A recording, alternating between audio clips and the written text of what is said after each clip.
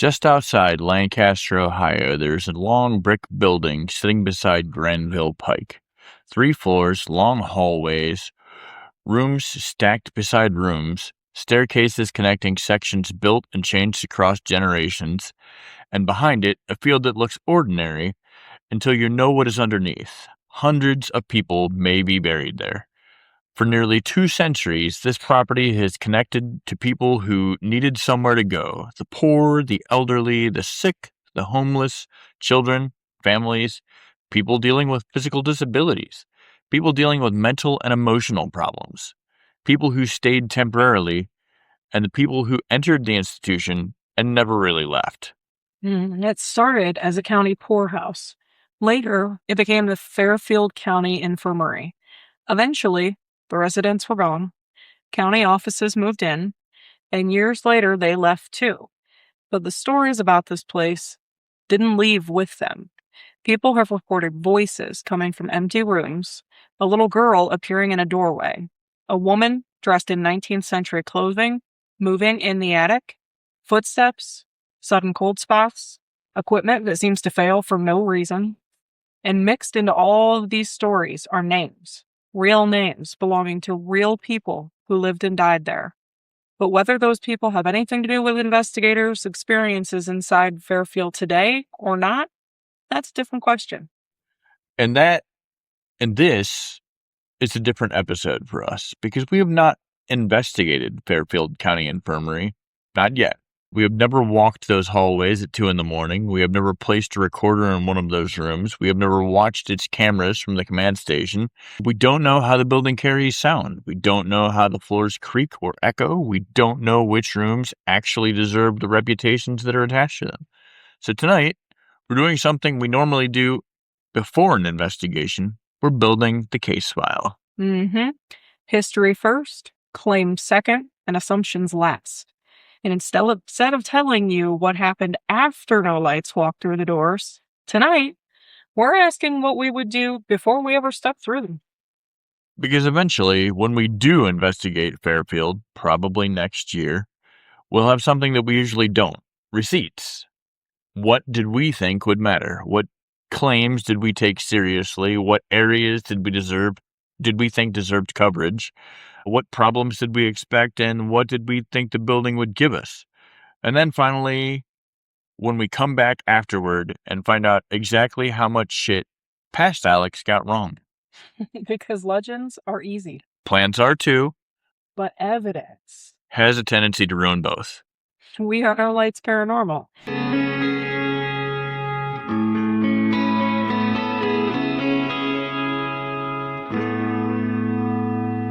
And tonight, we're building an investigation before the investigation begins. Hello, and welcome back to No Lights Paranormal, where we take haunted locations, strange claims, local folklore, and some seriously spooky stories, and look at them through the eyes of actual paranormal investigators. I'm Teresa, the historian, the researcher, and the one usually asking, okay, but where did this story actually come from? While Alex is somewhere behind me attaching cameras to things. And I'm Alex, the Baba Yaga enthusiast, the equipment setter-upper, and apparently the guy tonight being asked to design an investigation of a building that he has never physically entered. So, yeah, no pressure. And that's especially important tonight, because unlike Madison Seminary, the Anchorage, or Riders Inn, we haven't investigated Fairfield County Infirmary. So we're not going to sit here and pretend that photographs, floor plans, historical records, or somebody else's experiences can tell us what it's actually like to investigate this building. They can't. Floor plans can help, photos can help, reports from other investigators can help, but none of that tells me whether I walk through the front door and discover the hallway I thought one camera would cover actually needs like 2 or 3 cameras. It doesn't tell me whether sound carries or stairs echo or the road outside destroys the whole thing, or whether some architect named Ivan added a wall in 1947 that completely screws up the camera angle I thought I had, or, you don't actually know the building until you're standing in it. Which is why tonight is not, here's exactly how No Lights Paranormal would investigate Fairfield County Infirmary. Instead, it's, based on the history and the claims that we have available to us right now, what actually deserves our attention? And then, what does Alex want to do with that information? I like that this is all laying on me, but either way, so I guess that's the much better question because I don't want any ghost story deciding where my camera goes, but I absolutely want it telling me where to start looking. Tonight's location, Fairfield County Infirmary in Lancaster, Ohio. But before we get anywhere near the ghosts, we need to understand what Fairfield actually was. The story actually begins before the building standing there today was ever constructed. Before county poorhouses became common, caring for people who were poor or homeless often fell to the individual townships. Local officials would arrange that care, sometimes contracting with individuals who agreed to provide food, clothing, shelter, and medical attention. Eventually, Fairfield decided that that system wasn't enough. In 1826, the county purchased land for the county poorhouse, and the first building opened 2 years later in 1828. The original building was wooden, and it didn't last very long. In 1840, it had been replaced by a large brick structure that would become the core of what we now know as Fairfield County Infirmary. Before we go any further, I think we need to stop on the word poorhouse because paranormal culture hears that word and immediately builds a Charles Dickens novel in its mind. Dark hallways, cruel attendants, everybody eating gruel while somebody is chained to the radiator. And I'm not saying institutional life in the 19th century was wonderful. It wasn't. In fact, if history has taught us anything, the longer they live there, the more overcrowded and underfunded they get. But if we're going to talk about the history responsibly, we need to understand what the place actually did. Yeah. Poorhouses and county infirmaries were part social safety net, part institutional housing, part medical care, and sometimes they served purposes that didn't fit neatly into any modern category. And the people who lived at Fairfield were just as varied. There were people experiencing poverty or homelessness, elderly residents, transients, people with physical illnesses or disabilities, people dealing with mental or emotional disabilities, women who came there to give birth, children, even entire families. Some people stayed temporarily. Some left and sometimes came back. Some lived there for years. The property also operated a work farm across the road, which helped support the institution and the people living there. That changes the mental picture for me because now it isn't just rows of sick people in beds. It's a community. People worked, kids lived there, people ate, argued, got bored, had routines, went outside, came back in. And from an investigation standpoint, all that matters because buildings develop patterns based on how people use them. Sometimes a hallway matters because somebody supposedly saw a ghost there. Sometimes it matters because for 70 years, that hallway was a normal routine between where people slept and where they ate. And that kind of context interests me. The property continued to evolve over the years. Buildings were added, existing spaces changed, and the working farm across the road continued to help support the people who lived there. Even basic utilities arrived gradually. Natural gas came to the infirmary in 1917. Running water followed in 1926. They didn't, however, get electricity until 1958. Those dates matter to me more than they probably sound like they should. Because every time a building gets a new utility system, somebody cuts a hole, runs a pipe, adds conduit, changes ventilation, patches something, abandons an old behind something new. Then decades later, a paranormal investigator hears a knock inside a wall and declares Gerald is furious. Maybe Gerald is furious, or maybe Gerald is plumbing. We have to give Gerald a fair trial. There are documented deaths connected to Fairfield as well. And this is another place where we have to be very careful about the line between history and paranormal claims. Real people lived there. Real people died there. We can document those things. But documenting someone's death does not document their haunting. Proving a historical identity and proving a paranormal identity are two completely different things. That's probably one of the most important rules of the entire season. We prove somebody lived there. Great. proved somebody died there. Great. Does that automatically mean every EVP is that season or person? Not really. Dead people don't become suspects just because they're available. Well, that's behind the infirmary is the property cemetery.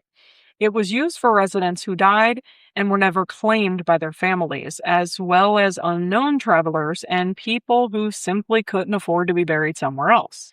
Most of the graves are unmarked, and even today, we don't know exactly how many people are buried there. Estimates place the number somewhere in the hundreds. Again, cemetery math is not paranormal math. More graves does not equal more haunted. The cemetery matters because those people matter. It gives Teresa records to chase, names, dates, connections. It gives us context. But I'm not walking into a field full of people who were buried there because nobody claimed them and immediately screaming, "Can somebody make the flashy ball go off?" Have some manners. For real. By the 20th century, places like Fairfield were changing, and eventually the infirmary itself closed. And that wasn't the end of the building, though. It was repurposed as county offices, and it became known as the Clarence E. Miller Building. So people continued coming to work inside a building that had already spent well over a century as an institution. Those county offices remained there until 2013.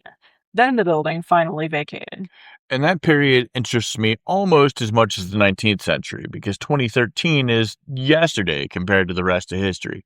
To be fair, it's probably one of the most recent actively used places that we've ever even thought to investigate. Huh. There are people alive who worked there, people who used their bathrooms, knew which doors stuck, knew which pipes made noise, and people who sat in offices late. And some of the best information we could possibly get before investigating might come from those people, not paranormal investigators, county employees. Exactly. Because those people weren't walking into Fairfield looking for ghosts. They were going there to work. There wasn't necessarily anybody expecting that every strange noise, cold room, or weird experience meant paranormal. That doesn't automatically make anything they experienced paranormal. But from a research standpoint, their accounts could help us remove one really important source of bias: the expectation that sometimes strange is supposed to happen. And today, the building is accessible for paranormal events and investigations. So this isn't an abandoned building that we're encouraging listeners to sneak into. And I think that is something really important to say. Fairfield remains a location that people can legitimately visit and investigate. And that's exactly the kind of location we wanted to emphasize this season. Somewhere our listeners can experience for themselves without trespassing, without sneaking through fences, or doing something stupid just because they want to investigate. Fairfield is accessible, and for us, that matters. All right, so history file closed for a minute. Let's open the haunted filing cabinet. Fairfield has a lot of reported activity: voices, footsteps, shadow figures, full-bodied apparitions, a little girl, a male spirit, commonly called Willy, reports associated with the attic, cold spots, physical sensations, equipment behaving strangely, and activity reported through several areas of the building. Modern paranormal accounts especially repeat stories involving the little girl, Willy, shadows, and activities on the upper floors. But, as always, not every claim belongs in the same category. Some accounts appear to come from former employees, some come from paranormal investigators, others have been repeated through television, social media, or paranormal tourism until they've practically become part of Fairfield's identity. Some have names attached to them, others don't. But no matter how many times we've heard a story, my first question is always the same: where did this actually come from?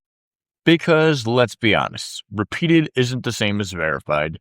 If 20 websites copy the same paragraph, that's still one story wearing 20 hats.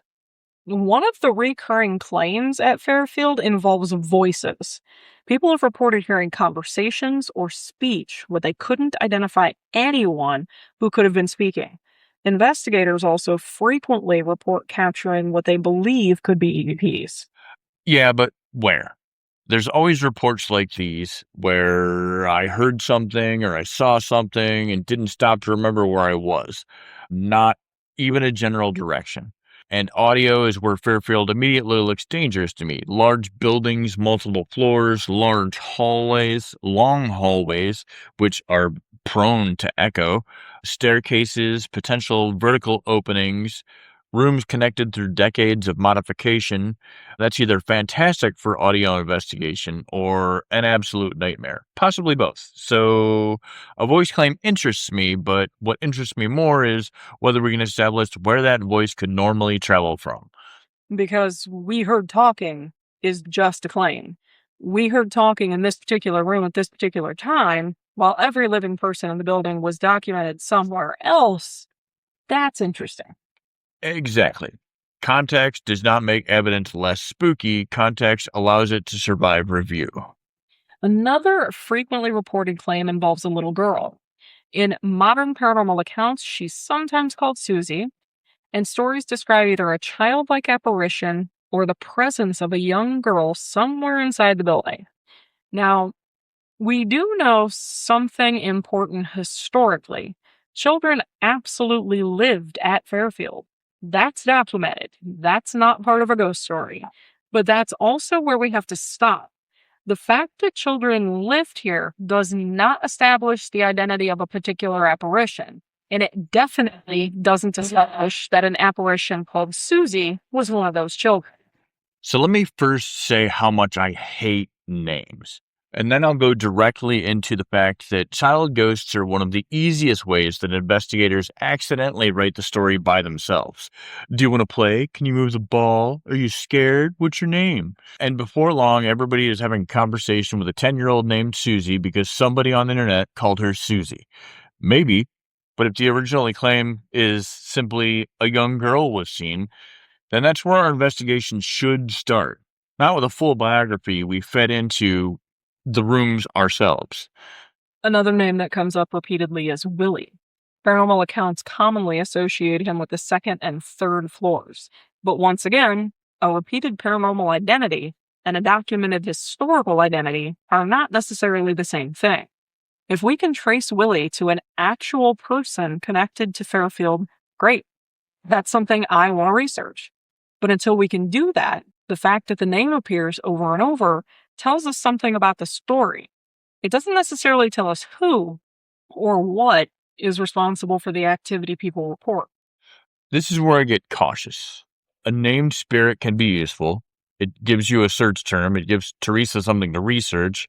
And it gives us an area people repeatedly associate with activity. But a name can also poison an investigation. If everybody entered floor 2 asking for Willy, guess what every unclear syllable is going to sound like? Willy. So I'm not so much, well, let me rephrase this. I'm much more interested in why do people associate those floors with activity? What activity actually gets reported there? And then we worry about who supposedly it is. There's also reports of a full-bodied apparition and shadow figures all throughout the building. Some accounts describe a woman dressed in period clothing. Others describe dark figures moving through halls or rooms.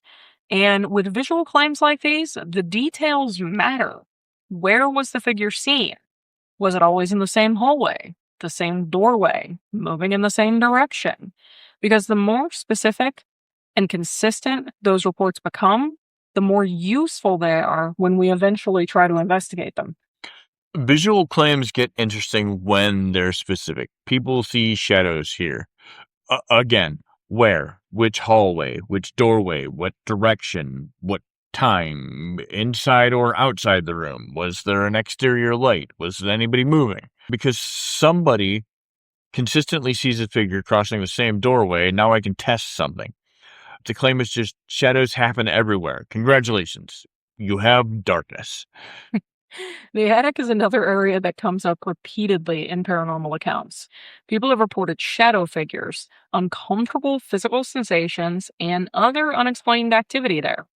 And because the same area keeps coming up, it deserves our attention.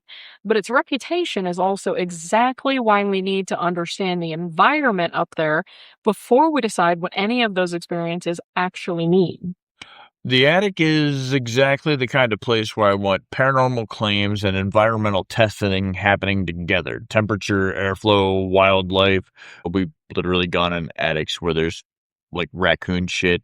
So, roof movement, building flex, sound, low ceilings, how isolated the person actually is. Because if multiple unrelated people feel the same strange feeling in the exact same area, interesting. If everybody feels if everybody feels uncomfortable alone in a giant dark attic, yeah, that's called survival instincts. Facts. There's also modern reports of people becoming ill, feeling as though they've been touched or scratched, or experiencing other physical effects in certain parts of the property. Equipment anomalies are reported pretty frequently too. Those claims are worth documenting, but especially when someone is physically affected. Figuring out whether they're okay obviously comes first, and then we can figure out whether or not it was because of a ghost. Those are automatically higher caution claims for me. Someone feels sick. The first question is safety. Leave the room. Check the person, temperature, air quality if possible, hydration, blood sugar, whatever makes sense. We can talk about the paranormal later. Same with electronics. A recorder dying once isn't a ghost. A battery draining isn't a ghost. Electronics are tiny boxes that are full of spite. They fail. What can I tell? But if multiple independent devices experience the same amount of abnormal behavior at the same time in the same area, well, now we put it in the notes. Still not proof, but now we've got a pattern to investigate. So now we get to the part that actually matters when we start turning all of this research into an investigation. We've got the claims. But if we're seriously preparing to investigate Fairfield, I need to give Alex something more useful than a giant list of spooky shit people say happened somewhere in the building. Where does the activity reportedly happen? Which locations come up again and again? Because before he can even begin thinking about putting out equipment, he needs to know where people consistently point us to. Facts. Exactly. Don't tell me where to put a camera yet. Just tell me where people keep saying shit happens. Then we'll figure out whether the building lets me cover it. Now, the second and third floors come up repeatedly, particularly in connection with Willy and reports of voices, movement, and apparitions. And even if the Willy identity proves impossible to document, that doesn't make those reports useless. If people repeatedly report activity on the same floors, the location itself is still relevant, even if the identity attached to it isn't.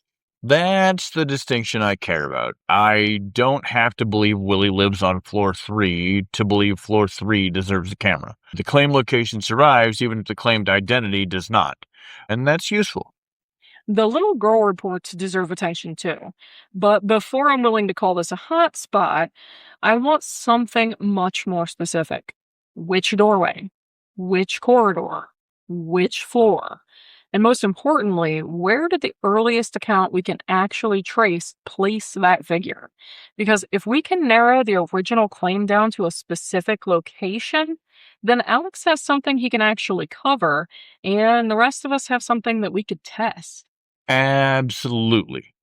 If Adam says that people consistently report her at this exact doorway, then that's getting coverage if I can physically make it work. And to be fair, our friend Adam owns both Fairfield County Infirmary and he owns Madison. So Adam's the person that we were very intimately familiar with. And if I was going to ask extra questions to anybody, he would be that person. Mhm. So if the answer is somewhere upstairs, that's not a hotspot. That's a postal code. The attic belongs on the list simply because it keeps appearing in paranormal accounts. Shadow figures, physical sensations, general reports of activity. We don't know yet whether that reputation will survive actually investigating the space, but there's enough repetition there that I don't think that we can ignore it on the first visit. And that gets its attention on the first trip. Not because I'm convinced there's something paranormal there, but because if enough people independently keep mentioning the same space, I want to see what that space gives us. And I absolutely want an environmental baseline of information there. Any corridor or doorway that previous investigators can identify as a repeat location for a full bodied apparition or even shadow reports also becomes a priority for me. Now, I really want to emphasize the word repeat. I'm not talking about one person seeing something there 15 years ago. I'm looking for patterns, multiple reports, similar descriptions, the same location. Anything that turns a general ghost story into something specific enough for us to actually investigate. Because that gives me camera geometry. If a figure supposedly crosses hallway A from room 4 to toward room 7, and now we're doing something. I can look at angles, reflections, I can look at windows, see whether or not it's possibly just a reflection. I can cover a travel path. Specific claims make better investigations. I also want to know how many rooms or sections of the building that we can tie to documented historical uses or events. Where did people actually live? Where was the school? Where did people work? Where was food prepared? And are there places where we can document that a particular incident actually occurred? Not because history creates ghosts, but because if we're going to ask historically grounded questions during an investigation, I want to know we're asking them in a place that actually makes sense. Those absolutely become hotspots for us, but I need Teresa's homework first. I don't want somebody pointing to a room and saying, "This is definitely the children's ward." Then Teresa finds out 2 weeks later that it was the tax office. That tends to ruin the seance. Tax office. I hate it. And finally, the cemetery. Historically, it's extremely important. Emotionally, it's extremely important. And it may turn out to be relevant to Fairfield's paranormal reputation, too. But I'm not automatically ranking it above locations inside the building just because there are graves. The cemetery is part of Fairfield's entire story. That doesn't automatically make it Fairfield's biggest paranormal hotspot. Same. I might do a passive recording. I absolutely want to document it, but my first investigation priorities are probably inside the building where repeated claims occur. The cemetery is part of the case, but it doesn't get bonus paranormal points for being a cemetery. And this is probably where we need to make one important distinction before we start talking about Alex's setups. Some areas of Fairfield may be extremely important to the investigation, even if absolutely nobody claims that they're on it. Exactly. Stairwells, central halls, major intersections, vertical openings, anything everybody has to pass through. Those might not be hotspots. They're also called control zones. A stairwell camera might never capture anything paranormal, but it tells me if Trent is walking upstairs when another team heard footsteps. That camera just did its job. But, and this is important, on a first trip, control isn't automatically going to outrank hotspot coverage for me because the first trip has a different job. All right. Now, I've given you what you actually wanted. We know the claims. We've narrowed down the places that seem to come up most often. And we've separated the named ghost stories from the locations that might still matter, even if those identities fall apart. So, we get handed the keys tomorrow. We've got our equipment. We've got one night. How are you setting up Fairfield? Oh boy. All right. So, still hard to decipher without actually seeing the building. But based on the information that you have given me, without actually knowing the layout, the detail of how long is a long hallway, here goes. Hallways. So, floors 2 and 3. How many cameras is a question you might ask. Up front, honestly depends on the length and geometry of their hallway. So 100 feet straight shot, I might be able to get away with one camera hallway. Anything past that or a bend in the hall, probably one on each end at that point. Apparently, this place is just too much shit that happens in hallways to just ignore them on the first trip around. So let's take the high side and wipe 4 cameras off the board. So we have 8 cameras. We're down to 4. We got 4 left. Camera 5. If I just set up one body cam on a tripod somewhere, but I'd rather wear it to document the location because there's apparently outside work as well. So let's say there's 4 left. So let's go. Attic, down to 3. If I can find the kitchen area where Jane passed away, that gets a camera. So we're down to 2. If I can nail down the doorway of the ghost girl, 1 goes inside that room facing out of the doorway, down to 1. And probably the stairway at that point, that covers the control. And if I can figure out which floor the one on the stairs was, then I can put it in that section of the stairwell, visually covered. I still get my body camera to document where I am at that point for evidence and the paranormal rave party that'll be happening at 11 a.m. or 11 p.m. in the cemetery, but nobody's going to miss that one. And before anybody takes that setup as gospel, we need to make something really clear. Everything we're talking about right now is theoretical. We have not physically walked Fairfield. Any equipment position that Alex describes depends entirely on what we find when we're actually standing inside the building. Can the camera physically see what we need it to see? Is there somewhere safe to put it? Is power available? Does the actual building even match the photographs and descriptions that we've been working from? Are there obstructions? Can the area be isolated? Can investigators actually access that area? So none of these final equipment positions are actually final. They just can't be. Those decisions don't become real until we're standing there. So on the first investigation, are you really trying to cover every legitimate hotspot we've identified? Or are you already narrowing down things before we even start? Abso-fucking-lutely. As long as I have the equipment for it, it gets covered. As long as we have the ability, of course, to put equipment there, cameras take power, and I only have so many extension cords, but if it can be covered, it will be covered. Okay. So when does a claimed hotspot lose? What would make you look at an area everybody calls haunted and decide, nope, I'm not putting a camera here tonight? Basically, when I run out of cameras, but also if it doesn't have power or creates a trip hazard or there's a stronger flame with more coverage area elsewhere. If I get into the attic and let's say it's a 10 by 10 room, it's hard to justify on an initial trip not covering the whole upstairs full of doorways that a little girl may or may not pop out of just to cover a tiny room. That doesn't mean it doesn't deserve to be covered. That just means it'll have to wait till next time when there's places that I decide don't deserve the same coverage as they got the first time. All right, let's make it harder. You've got 1 camera left. You can put it in a famous haunted room, or you can put it in a stairwell that everybody in the building has to use. Which one wins on the first investigation?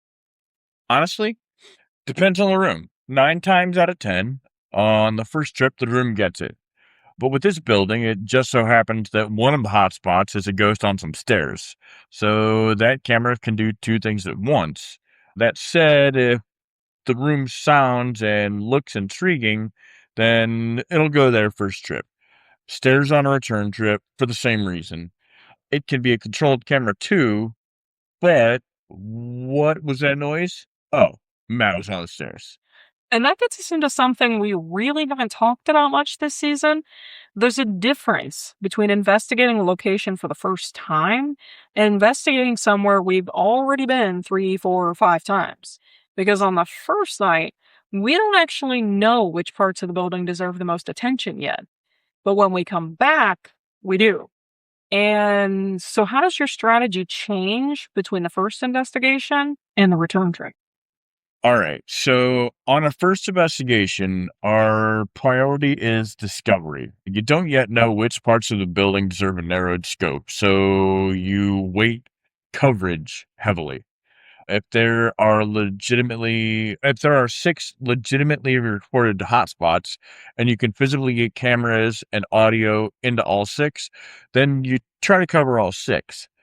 All that stuff goes into investigation control, like traffic and baselines still matter, But you don't sacrifice a reported hotspot just so camera 7 can stare heroically at a staircase. Because the first trip is partly answering, where is the building actually interesting? And then on a return trip, the weighting changes. So control still matters on the first night. You're just saying it doesn't automatically get the same equipment priority as discovery. First trip, find the signal. Return trip, test and confirm the signal. Control always matters, but control does not necessarily receive the highest equipment priority weight during an initial exploratory investigation. The first investigation has to discover where tighter controls will be valuable on future visits. Madison, for example, we've been there 5 or 6 times now. There are rooms where I literally don't put cameras or we put less cameras because one, that room didn't give the vibe. And two, we've never gotten anything from that place. When we first investigated Madison, we had at least 2 cameras covering Sarah's room every time. Now we have 1 and a recorder. Sometimes you can't be afraid to lose an inch of video if it's better placed somewhere else. So when we finally walk into Fairfield, what are you looking for during the first walkthrough that absolutely no amount of research that I do beforehand can tell you? Oh, wow. We'll start with the actual fucking scale of the building, right? Long hallways is barely descriptive. Is long 100 feet or 300 feet?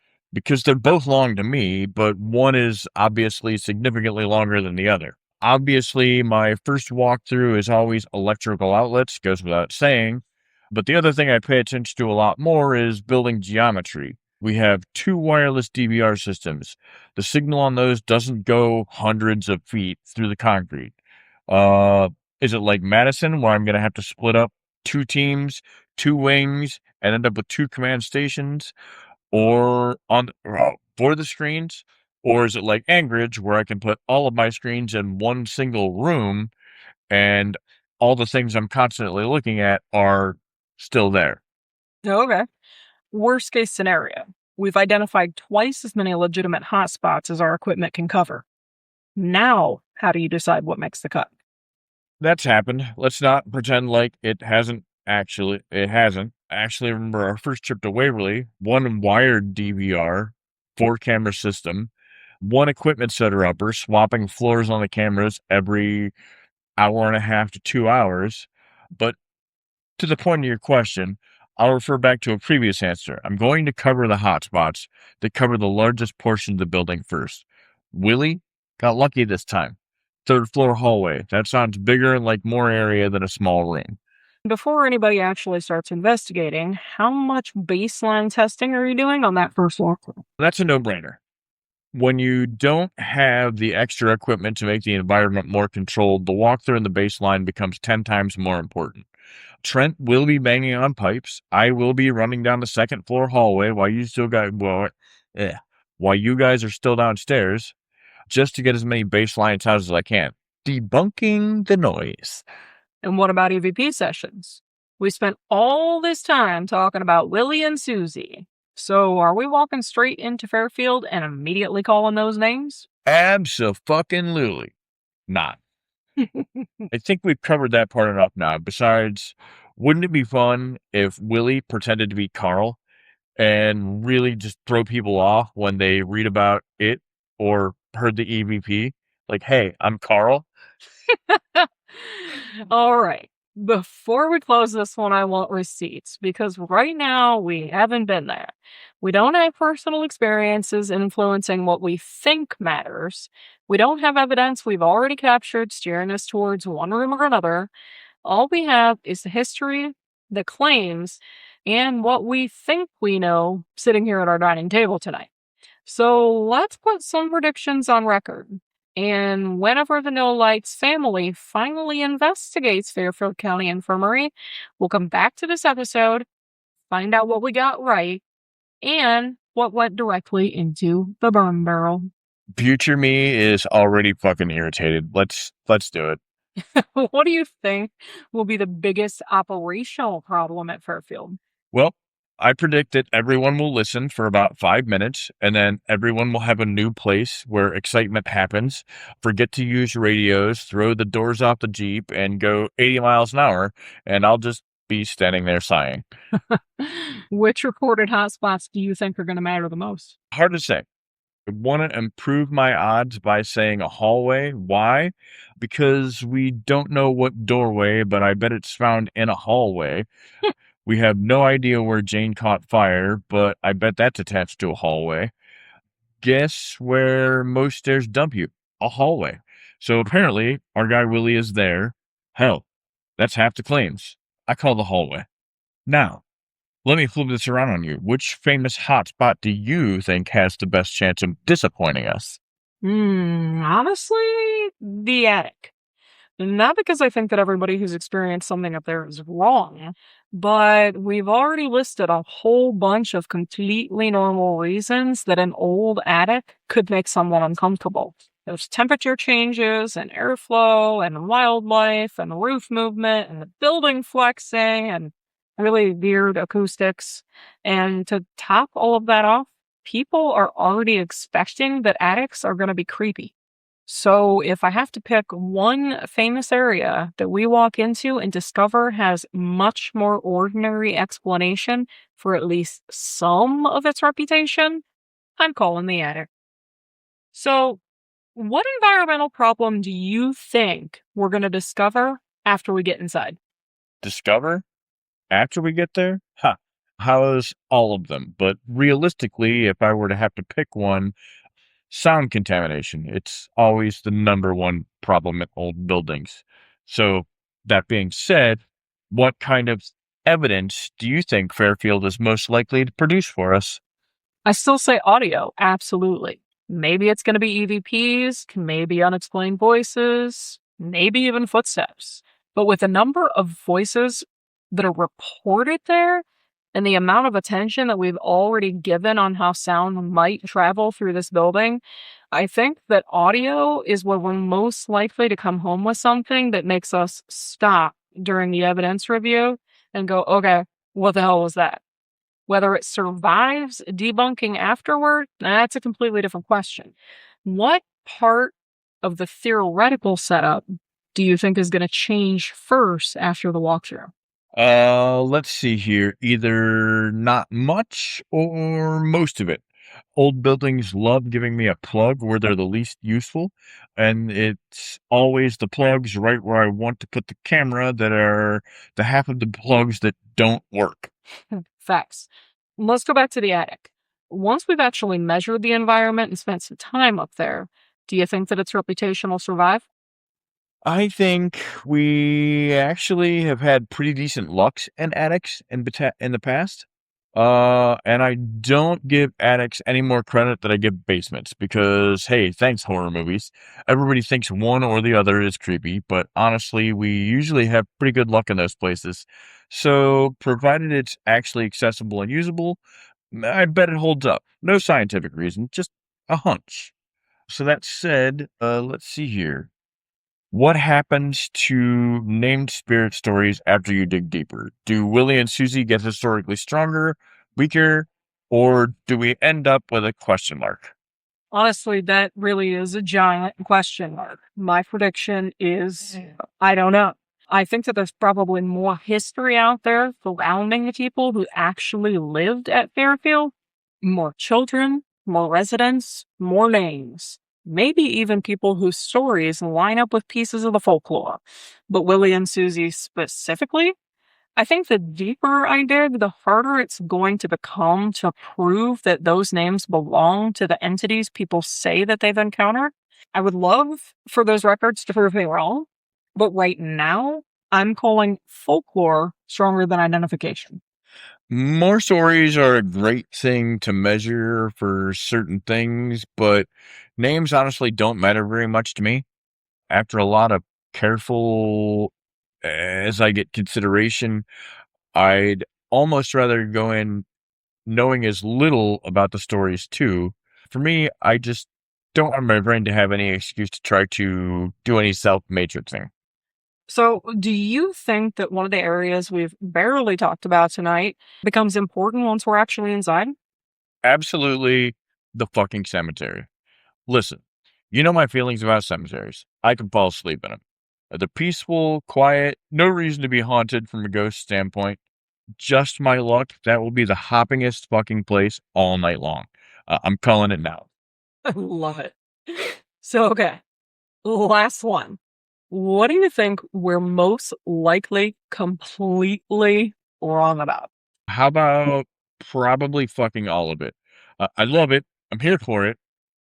I've never seen it, and rarely does it going according to plan. How about you? Well, I think we're wrong about which story matters. We've spent all this time talking about a little girl, Willy in the attic, the apparitions, the cemetery. But when we finally walk into Fairfield, something we've barely talked about tonight is going to become the thing we can't stop talking about afterwards. Maybe it's a room that we don't yet even know exists. Maybe it's a piece of history that I have not yet found. Maybe it's an experience that nobody warned us about. That's my prediction. The things Fairfield ends up being remembered for by us isn't necessarily one of the things that we're expecting tonight. So, where does that leave Fairfield County Infirmary? Historically, there's already more than enough here to make this place worth paying attention to. Nearly 2 centuries of changing institutional use, people who lived here because, for one reason or another, they needed somewhere to go. The children, the elderly residents, the sick, the impoverished, the people working there, the people who died there, and behind the building, a massive cemetery filled largely with people whose individual stories were not always preserved very well. That's pretty important to me because Fairfield deserves better than reducing it to an old place where bad things happen. Real people lived their lives there. Whatever we eventually find or don't find when we investigate, that's part of Fairfield's story, which is already worth preserving. From an investigation standpoint, Fairfield gives us exactly what I want from a first time location. Specific claims, repeated hotspots, enough building complexity to make us work for it, enough history for Teresa to keep ruining perfectly good ghost stories with paperwork, and enough unknowns that I actually don't know what our setup looks like yet, which is good. I shouldn't. We haven't been there. What we have tonight is not an investigation, it's preparation. And those two things are very different. And that difference matters because preparation gives you a direction. It does not give you an answer. We know where people say things happen. We know what kind of things people report. We know where I think equipment might deserve to go. But until I stand in that building, I'm not marrying myself to any of it. And when we eventually investigate Fairfield, this episode becomes something else. It becomes a record of what we believed before we walk through the doors, before personal experiences, before evidence review, before one room or one moment has a chance to completely change how we remember what we expected going in. Which might actually be one of the most useful things we've ever done because hindsight cheats. After you've been somewhere, every good decision becomes obvious, and every bad decision quietly gets forgotten. Not this time, because we just put the bastards on tape. And when we eventually come back to these predictions, we'll have some very specific questions to answer. Which hotspot actually mattered? Which one gave us absolutely nothing? Did sounds behave the way Alex expected? Did the attic prove me right or him? Did Willie and Susie become any stronger historically, or did those identities become harder to prove the deeper they dug? Did Alex's first trip coverage strategy actually find something worth tightening down on during a second investigation? And what about the things neither one of us saw coming? Because more than anything else, I want to know, what did Fairfield teach us once we were physically inside that we could never have learned sitting here researching it? That's the difference between reading about an investigation and doing one. Research tells you where to start. Claims tell you where to look. The first trip helps you find the signal. And if you're lucky enough to go back, And that's when we're asking just whether the signal survives being tested. And Fairfield County gives us one more advantage. You don't have to wait for us. People listening to this can actually investigate Fairfield themselves. If you've already investigated there, we genuinely want to hear from you. What areas gave you activity more than once? What parts of the building behaved completely different than what you expected? How badly does the sound travel? Was there a famous hotspot where you didn't get a damn thing? Was there somewhere nobody warned you about that became one of the most interesting places in the building?